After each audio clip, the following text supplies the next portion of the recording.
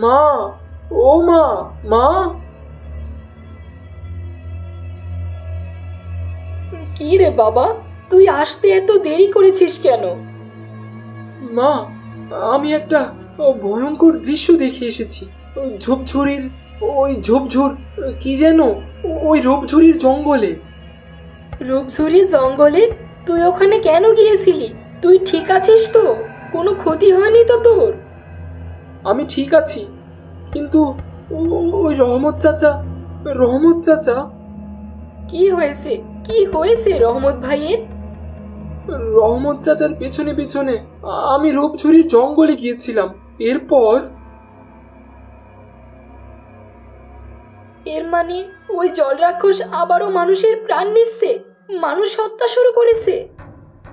জল রাক্ষস? হ্যাঁ, জল রাক্ষস। এই জল রাক্ষসই তোর বাবাকে মেরে ফেলেছে। মেরে ফেলেছে? হ্যাঁ, তখন তোর সবেমাত্র জন্ম হয়েছে। এই যে বাবা, ঝুনঝুন, নাও নাও, আমার বাবা এটা।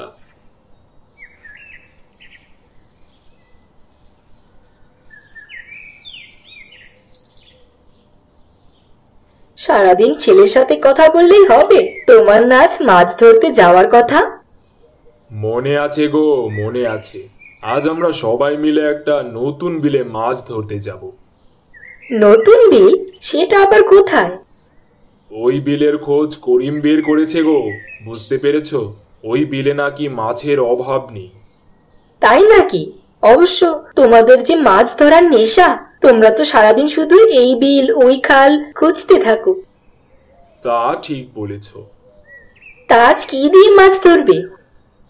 আজ বিলে বড়শি দিয়ে মাছ ধরবো। তাহলে আজ কিন্তু খুব সুন্দর দেখে একটা মাছ ধরে আনবে। আচ্ছা, তাই আনবো। এখন জলদি খাবার দাও তো, খেয়ে জলদি বের হতে হবে। হ্যাঁ, এখনই দিচ্ছি। তুমি হাত মুখ ধুয়ে এসো, আমি খাবার দিচ্ছি। এই জঙ্গলটার প্রতি কেমন যেন একটা অদ্ভুত আকর্ষণ বোধ হচ্ছে। যাই তো, ভেতরে গিয়ে দেখি।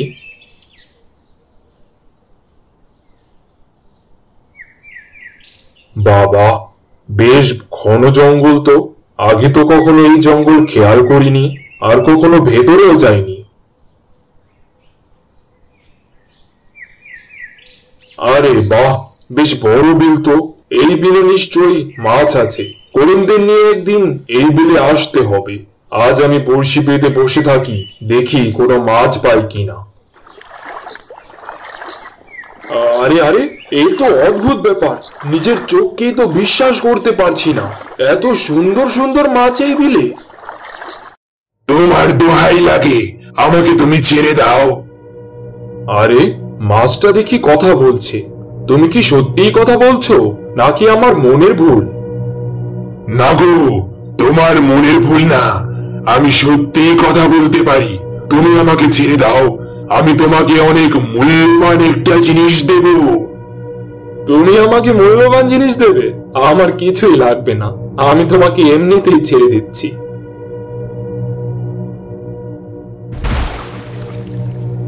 আমাকে ছেড়ে দিলে, কিন্তু কিচ্ছু চাইলে না?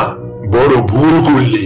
এরপর যদি আমার কাছে কিছু চাইতে আসো, তবে কিন্তু এর মূল্য দিতে হবে, অনেক বড় মূল্য। তুমি সামান্য একটা মাছ মাত্র। তোমাকে ছেড়ে না দিলে তুমি হয়তো মরেই যেতে, আর আমাকে কিনা মূল্যবান জিনিস দেবে। আচ্ছা ঠিক আছে, আমি কি দিতে পারি আর কি না দিতে পারি সেটা সময় হলেই দেখা যাবে। দিনে দুপুরে মনে হয় চোখে ধাঁধা লাগলো। যাই, করিমকে খবর দিয়ে এই বিলে নিয়ে আসি।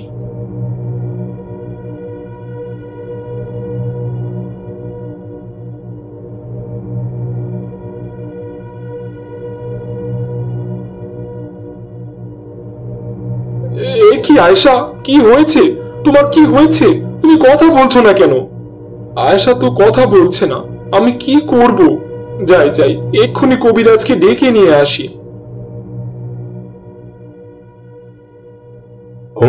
বুঝলাম। এ তো বড় কঠিন রোগ হয়েছে, কখনোই সারবে না। তোমার স্ত্রী ধীরে ধীরে নিস্তেজ হয়ে যাবে। এইসব এইসব আপনি কি বলছেন কবিরাজ মশাই? যা বলছি ঠিকই বলছি। তুমি মনকে শক্ত করো, তোমার স্ত্রীর হাতে আর বেশি সময় নেই।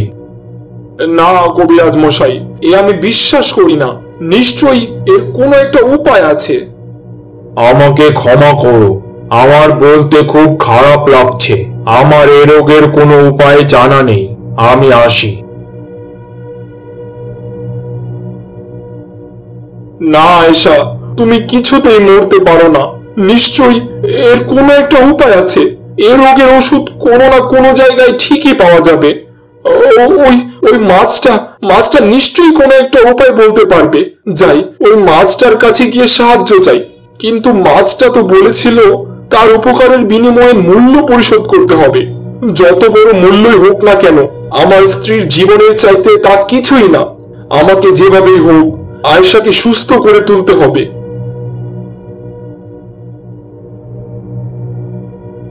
রঙিন মাছ, ও রঙিন মাছ, আমার বড় বিপদ, একবার সামনে এসো। আমি তোমার জন্যই অপেক্ষা করছিলাম। আমি জানতাম তুমি আসবে। আর কি জন্য এসেছো আমি তাও জানি। এই বিল থেকে একটু পানি নিয়ে তোমার স্ত্রীকে খাইয়ে দাও, দেখবে সে সুস্থ হয়ে যাবে। তুমি এসব জানলে কি করে? আমি সব জানি। যাও, এখন সময় নষ্ট করো না। এর মূল্য পরিশোধের কথা মনে রেখো। সত্যি আমার স্ত্রী সুস্থ হয়ে যাবে তো? হ্যাঁ, অবশ্যই। যাও, জলদি বাড়ি ফিরে যাও।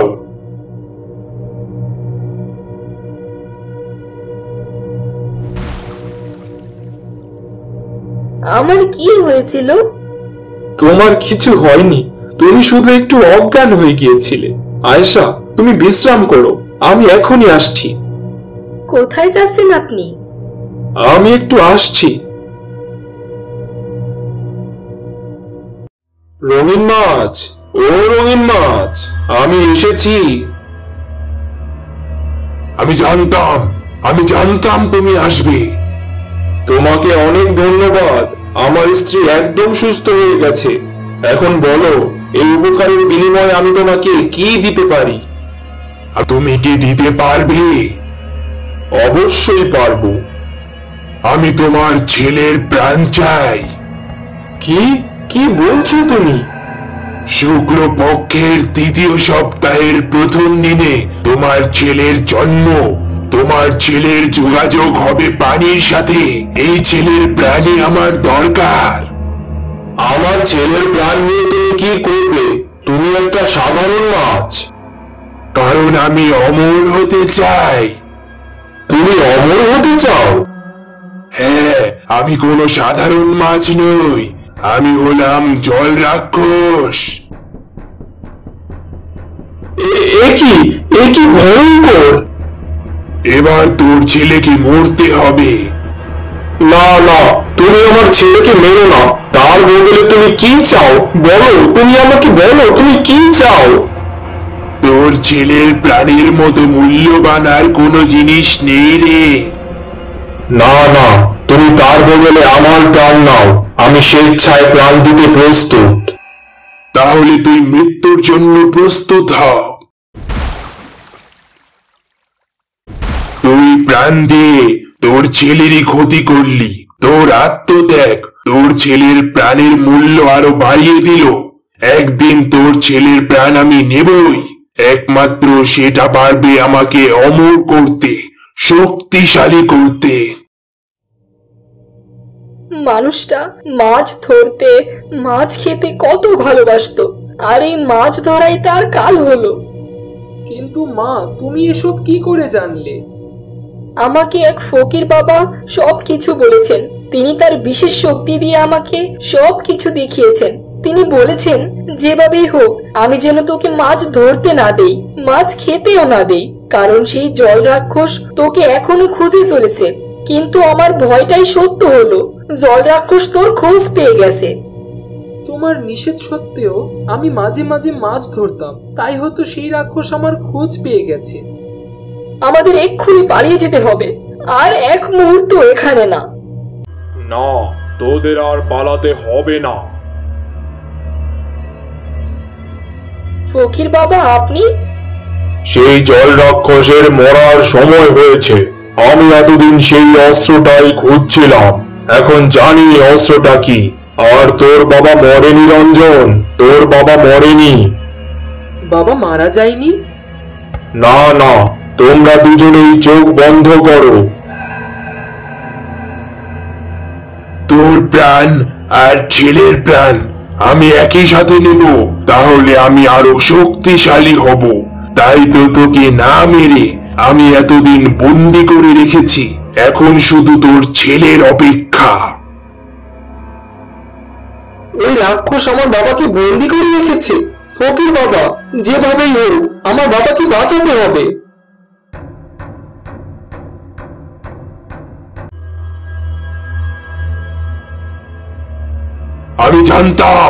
আমি জানতাম রঞ্জন তুই আসবি। আমি তোর জন্যই অপেক্ষা করছিলাম। ওই দেখ, তোর ছেলে এসেছে।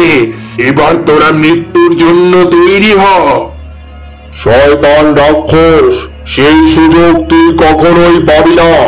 আমরা তোকে ধ্বংস করতে এসেছি। কিভাবে ধ্বংস করবি? আমাকে ধ্বংস করার মতো কোনো শক্তি আজও পৃথিবীতে জন্মায়নি। অবশ্যই জন্মেছে।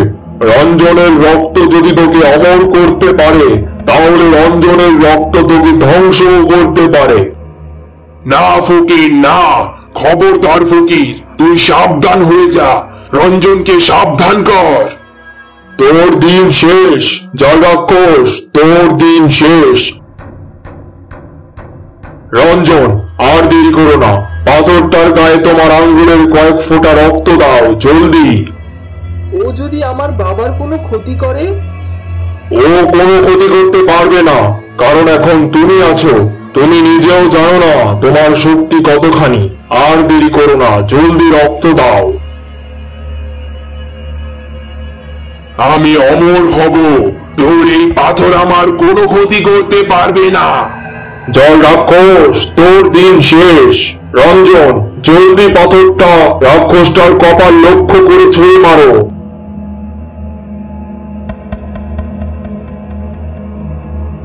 না না, এ তুই কি করলি রঞ্জন? না না, তুই এই কি করলি রঞ্জন? বাবা, বাবা, তুমি ঠিক আছো তো? হ্যাঁ বাবা, আমি একদম ঠিক আছি।